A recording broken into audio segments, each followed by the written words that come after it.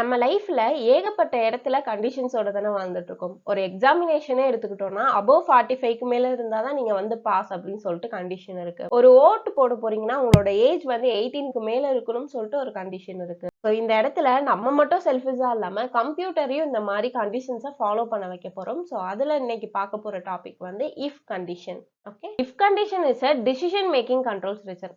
உங்க எல்லாத்துக்குமே தெரியும், நம்மளோட சி ப்ரோக்ராம் என்ன பண்ணோம்னா, லைன் பை லைன் வந்து எக்ஸிக்யூட் பண்ணிக்கிட்டே போயிட்டு இருக்கும். அதுக்கு தான் இந்த எண்ட் ஆஃப் த லைன்ல வந்து செமிகோலன் அப்படிங்கறத வந்து நம்ம யூஸ் பண்றோம். இப்போ இந்த இது அப்படியே எக்ஸிக்யூட் ஆகாம அந்த ப்ரோக்ராம் ஒரு சில டிசிஷனை மேக் பண்ண விடுறதுக்கு யூஸ் பண்றது தான் இந்த இஃப் கண்டிஷன். என்ன டிசிஷன் அப்படின்னா, இப்ப நம்ம எடுத்துக்கிட்டோம்னா எப்படி டிசிஷன் மேக் பண்ணுவோம்? இது பண்ணுவோமா வேணாமா அப்படிங்கிற அந்த ஒரு டிசைட் பண்ணுவோம்ல, அந்த மாதிரி இந்த ப்ரோக்ராம் வந்து ஒரு சில கண்டிஷனை பேஸ் பண்ணி இந்த ஸ்டேட்மெண்ட்டை எக்ஸிக்யூட் பண்ணுவோமா வேணாமா அப்படிங்கிற அந்த ஒரு டிசிஷன் எடுக்குது இல்லையா?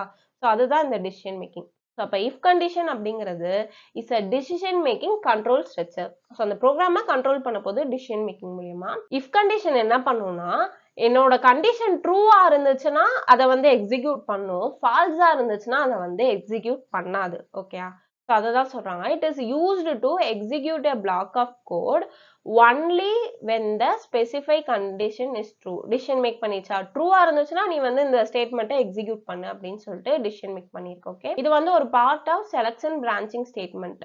ஓகே, ஸோ இது வந்து ஒரு கான்செப்ட், இதுக்கு கீழே இது ஒரு பார்ட். ஓகே, சின்டாக்ஸ் பார்க்குறோம். சின்டாக்ஸ் வந்து என்னன்னா, இஃப் என்னோட கண்டிஷன் வந்து ட்ரூவா இருந்துச்சுன்னா இந்த ஸ்டேட்மெண்ட்டை வந்து எக்ஸிக்யூட் பண்ணு அப்படின்னு வந்து சொல்றோம். இந்த இடத்துல நீங்க மெயினா ஒன்று வந்து பார்க்கணும். இப்போ நான் நார்மலா ஒரு கோடு எழுதுறேன்னு வச்சுக்கோங்களேன். எப்படி int a equal to 10, அப்புறம் int b equal to 20. இந்த மாதிரி கோட் எழுதுறேன் அப்படின்னா எண்ட் ஆஃப் த ஸ்டேட்மெண்ட்ல செமிகோலன் வந்து யூஸ் பண்றேன். ஓகே, பட் ஆனா இந்த இடத்துல இந்த செமிகோலன் யூஸ் பண்ணக்கூடாது. ஏன்னா இது வந்து இந்த கோட் அப்படியே வந்து எண்ட் ஆயிடும் அப்படிங்கிறது அர்த்தம்.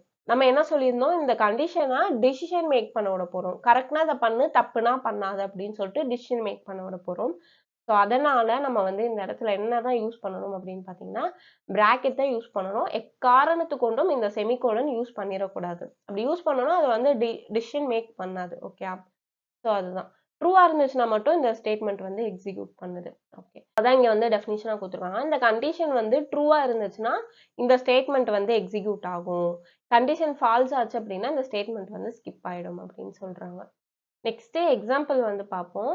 எக்ஸாம்பிள்ல இஃப் என்ன சொல்லியிருக்காங்கன்னா, என்னோட மார்க் வந்து கிரேட்டர் தென் 45 இருந்துச்சு அப்படின்னா நீங்க வந்து பாஸ் அப்படின்னு வந்து சொல்றாங்க. ஓகே, இஃப் என்னோட மார்க் அபோவ் 45 இருந்துச்சுன்னா நம்ம வந்து என்ன சொல்றோம்னா பாஸ் அப்படின்னு சொல்றோம். கரெக்டா? இது எப்படி ஒர்க் பண்ணலாம் அப்படின்னா, என்னோட மார்க் வந்து ஒரு 65 இருக்கு அப்படின்னா இது கண்டிஷன் செக் பண்ணுது. இஸ் 65 வந்து கிரேட்டர் தென் 45 அப்படின்னு சொல்லி செக் பண்ணுது. ஆமா தானே, 65 வந்து 45ஓட அதிகமா இருக்குது. இது ட்ரூ ஆனனால என்னோட அவுட்புட் வந்து என்ன வரும்னு பார்த்தீங்கன்னா பாஸ் அப்படின்னு சொல்லி வரும். ஓகே, சரி, இதே இன்னொரு ஸ்டேட்மெண்ட்டுக்கு எக்ஸிக்யூட் பண்ணுவோம். இஃப் என்னோட மார்க் வந்து வெறும் 20 தான் வாங்கியிருக்கேன் அப்படின்னா இட்ஸ் கிரேட்டர் தென் 45 செக் பண்ணுதா? ஸோ 20 வந்து கிரேட்டர் தென் 45 செக் பண்ணுது. ஆன்சர் வந்து ஃபால்ஸ் ஆனனால இது எதுவுமே பண்ணாது, அப்படியே விட்டுரும், எம்டியா விட்டுரும். ஓகே, நீங்க வந்து ஃபெயிலுன்னு கூட சொல்லாது, அப்படியே விட்டுரும். ஓகே, நெக்ஸ்ட் ஏ வந்து கிரேட்டர் தென் பியா அப்படின்னு சொல்லிட்டு ஒரு கண்டிஷன் செக் பண்றோம். இப்போ நம்ம வந்து ஏக்கு ஒரு 10ம் பிக்கு வந்து ஒரு 20யும் கொடுப்போம். இஃப் ஏ வந்து கிரேட்டர் தென் பியா அப்படின்னு செக் பண்ணுது, ஆன்சர் வந்து ஃபால்ஸ் ஆச்சுன்னா அப்படியே எம்டியா விட்டுரும். ஓகே, திரும்பியும் நம்ம வேற ஒரு இது கொடுப்போம். இது வந்து 35, இது வந்து 25 அப்படின்னு கொடுக்குறோம். ஏக்கு 35 கொடுக்குறோம், பிக்கு 25 கொடுக்குறோம். 35 வந்து கிரேட்டர் தென் தான். ஸோ அப்போ வந்து எனக்கு என்ன ஆகும் அப்படின்னா ஏ கிரேட்டர் அப்படின்னு வந்து பிரிண்ட் ஆயிடும். அதே மாதிரி நம்மளோட இன்கம் வந்து லெஸ் தென் 3 லேக்கா இருந்துச்சுன்னா நீங்க எலிஜிபிள் அப்படின்னு சொல்லும், ஆர்எல்ஸ் அது அப்படியே வந்து ஸ்கிப் பண்ணிட்டு போயிடும். ஓகே, நெக்ஸ்ட் ஃப்ளோ சார்ட் பத்தி பார்க்குறோம். ஸோ இது ரொம்ப இம்பார்ட்டன்ட். உங்க பேப்பர்ல இது இருந்துச்சு அப்படின்னாலே மேக்ஸிமம் மார்க் வந்து போட்டுருவோம். மெயினான விஷயம் கரெக்டா இருக்கணும். ஓகே, ஸோ எப்பயுமே நம்ம ஒரு டிசிஷன் மேக் பண்ண போறோம் அப்படின்னா இந்த இஃப் இந்த மாதிரி டிசிஷன் மேக் பண்றோம்ல, இதுக்கு கண்டிப்பா டைமண்ட் சிம்பிள் யூஸ் பண்ணணும். ஓகே, ஸோ அதனால தான் இங்க வந்து டைமண்ட் சிம்பிள் யூஸ் பண்ணியிருக்கோம். அப்புறம் இந்த பாஸா ஃபெயிலா யூ ஆர் எலிஜிபிள் அப்படிங்கிற அந்த ஒரு பிரிண்ட் ஸ்டேட்மெண்ட் பண்ணுவோம்ல, அதுக்கு வந்து நம்ம இந்த ரெக்டாங்கிள் ஷேப் வந்து யூஸ் பண்ணணும். ஓகே, அதுக்கடுத்து ஸ்டார்ட்டுக்கு வந்து ஓவல் ஷேப்பும் ஸ்டாப்புக்கும் வந்து என்ன பண்ணுவோம் அப்படின்னா ஓவல் ஷேப் வந்து யூஸ் பண்ணுவோம். ஓகே, இப்போ நம்ம கான்செப்ட்டுக்கு வந்துரும். இஃப் என்னோட கண்டிஷன் ட்ரூவா இருந்துச்சுன்னா இந்த ஸ்டேட்மெண்ட் எக்ஸிக்யூட் பண்ணணும்னு சொல்லியிருக்கோம். சப்போஸ் இந்த கண்டிஷன் ஃபால்ஸா இருந்துச்சு அப்படின்னா எனக்கு வந்து டைரக்டா வந்து என்ன ஆயிடும் அப்படின்னா இந்த எண்ட் ஸ்டேட்மெண்ட்க்கு வந்து வந்துரும். அரல்ஸ் இந்த ரெஸ்ட் ஆஃப் த கோட் இது கீழே ஏதாவது கோடிங் எழுதியிருந்தோம் அப்படின்னா அதை வந்து எக்ஸிக்யூட் பண்ணும். ஸோ அதை எக்ஸாம்பிளா பார்க்கலாம். இஃப் என்னோட ஏஜ் வந்து 18க்கு மேல இருந்துச்சு அப்படின்னா இப்போ நான் இங்க வந்து ஒரு 65 ஏஜ் கொடுக்குறேன்னா இப்போ எனக்கு வந்து கண்டிஷன் ட்ரூ ஆகும். நீங்க வந்து ஓட்டுக்கு எலிஜிபிள் அப்படின்னு வந்து சொல்றோம். இப்போ என்னோட ஏஜ் வந்து வெறும் 12 தான் இருக்கு அப்படின்னா கண்டிஷன்ஸ் ஃபால்ஸ் ஆறனால எனக்கு வந்து எதுவுமே சொல்லாம அப்படியே வந்து போயிடும். அதுதான் இங்க. ஸோ கான்செப்ட் மெயினா அதுதான். கண்டிஷன் ட்ரூவா இருந்துச்சுன்னா ஸ்டேட்மெண்ட் எக்ஸிக்யூட் பண்ண போது, கண்டிஷன்ஸ் ஃபால்ஸா இருந்துச்சுன்னா எக்ஸிக்யூட் பண்ணாது. ஸோ இதுதான் கான்செப்ட். இதை வச்சு தான் நம்ம ப்ரோக்ராம் எழுதுறோம். இப்போ ஒரு ப்ரோக்ராம் எழுத போறோம். நான் கொடுத்துருக்க நம்பர் வந்து பாசிட்டிவா இல்ல நெகட்டிவா அப்படிங்கிறத கண்டுபிடிக்கிறதுக்கு. ஸோ அதுக்காண்டி நான் ஒரு நம் அப்படிங்கிற வேரியபிள் வந்து வாங்கிக்கிறேன். printfல நம்ம யூசர் கிட்ட சொல்றோம் உங்களோட நம்பர் என்டர் பண்ணுங்க. Enter number.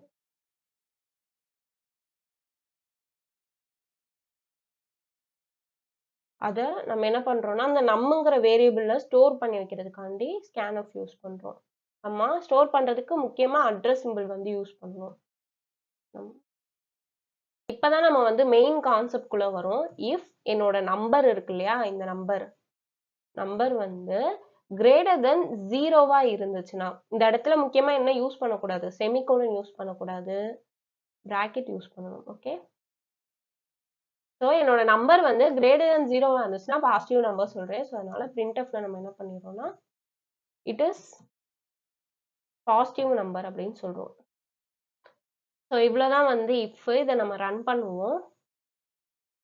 எனக்கு ஒரு நம்பர் கேக்குது. இப்போ நான் வந்து என்ன பண்றேன்னா 5 அப்படின்னு சொல்லி என்டர் பண்றேன். எனக்கு இட் இஸ் பாசிட்டிவ் நம்பர் வந்துருச்சு. இப்போ நான் வந்து ஒரு 0 கொடுக்குறேன்.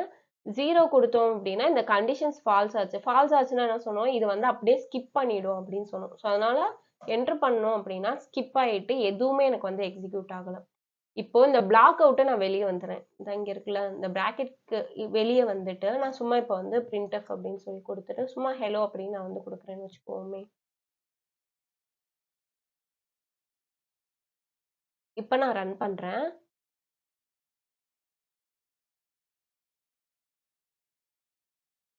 இப்போ வந்து நான் ஒரு நெகட்டிவ் நம்பர் வந்து கொடுக்குறேன். நெகட்டிவ் நம்பர் கொடுத்தேன் அப்படின்னா இந்த கண்டிஷன் வந்து எனக்கு ஃபால்ஸ் ஆயிடுமா? ஃபால்ஸ் ஆச்சுன்னா எனக்கு வந்து ரெஸ்ட் ஆஃப் த கோடு இந்த பிளாக்குக்கு வெளியே இருக்க கோடு தான் வந்து எக்ஸிக்யூட் ஆகும். ஓகே. ஸோ இது வந்து it is a positive number அப்படின்னு எனக்கு சொல்லாது. ஓகே. ஓகே. நான் வந்து அதே பாசிட்டிவ் நம்பர் கொடுக்குறேன் 86 அப்படின்னு சொல்லிட்டு. இட் இஸ் பாசிட்டிவ் நம்பர் கொடுத்துருக்கோம். ஓகே. நெகட்டிவ் கொடுத்தோம்னா இந்த லைன் வந்து எக்ஸிக்யூட் ஆகாது. ஓகே. இன்னொன்று ரொம்ப இம்பார்ட்டன்டான விஷயம், நம்ம வந்து ப்ரோக்ராம் மட்டும் எக்ஸாம்பிள் எழுதாம சாம்பிள் அவுட்புட்னு சொல்லிட்டு இந்த 1 2 நம்பர் இப்போ இதுல வந்து நான் நெகட்டிவ் நம்பர் கொடுத்துருக்கேன். அதை கொடுத்துட்டு இதுல என்ன அவுட்புட் வருது, பாசிட்டிவ் நம்பர் கொடுத்தா என்ன அவுட்புட் வருது அப்படிங்கிறத டீட்டெயிலா எழுதினீங்கன்னா நிறைய பேர் வீடியோ மட்டும் தான் பார்த்துட்டு இருக்கீங்க, சப்ஸ்கிரைப் பண்றது கிடையாது. உங்க வீட்டு பிள்ளையா நினைச்சு இந்த வீடியோக்கு லைக், கமெண்ட் அண்ட் சப்ஸ்கிரைப் பண்ணுங்க. பாய்.